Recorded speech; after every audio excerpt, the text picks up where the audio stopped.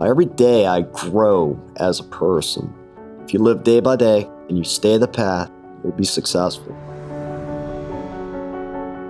So in 2015, it was time to quit. I had been trying since 2007, inpatients, outpatients, cold turkey,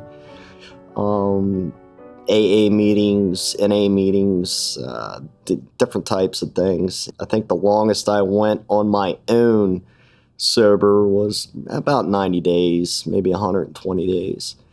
I always had the mentality that I don't need anybody's help. I can do it. It's the way that I was brought up. And that's just how the mentality was. I was afraid. I had a lot of fear, had a lot of paranoia, a lot of uncertainties. Again, because of the stigma that was out there, or the perceived stigma that I had. Then in 2015, I went back on active duty with the military, and I realized at that point in time that I couldn't serve my country and continue with my substance abuse, active substance abuse. And I reached out and I asked for help from two senior NCOs. And they helped me. The hardest thing I ever did was make that phone call. You know, I was down. I had been on a bender for about 5 days. And I finally told my wife and my mother, who stood by me, and that it was time and that I needed to ask for help. So asking for help for me is an extremely hard thing to do. The only people that I truly trust are my teammates to the left and to the right of me. Again, because the stigma, you're weak. I'm not weak. I figured that out. I was weak when I was actively in substance abuse. That was the weakest moments of my life. It's a choice. That's all it boiled down to with me, is it came down to a absolute choice of, do I want to go back to that life? Or do I want to continue on the path I'm on? And I want to continue. Best thing I ever did was stop drinking. I've completely changed my environment. I had to. Some of it was very extreme. I moved out of the neighborhood that I was in, so I wouldn't have to be reminded and drive by the same liquor stores that I had credit at and didn't need money to purchase alcohol. But I had to change.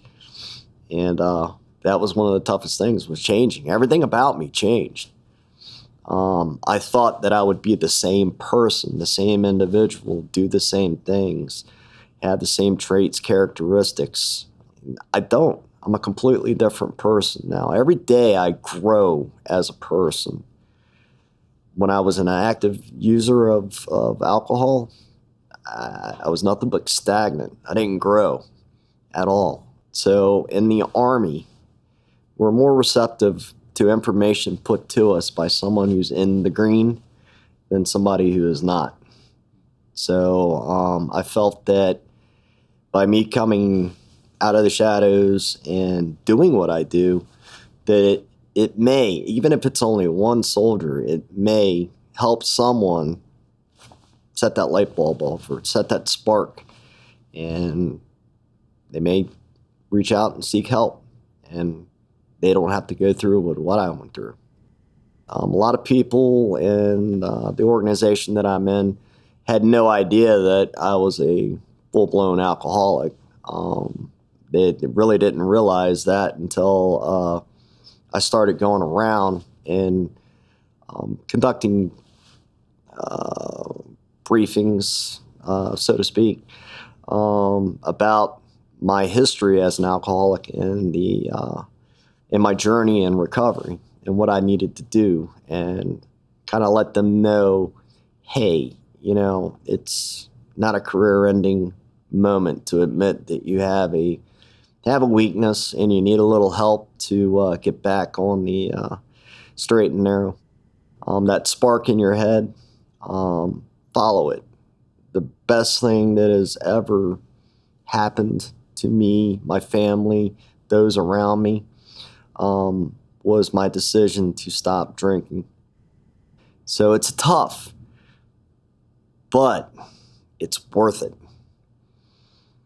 that treasure chest at the end of the struggle is, oh my God, it's so worth it.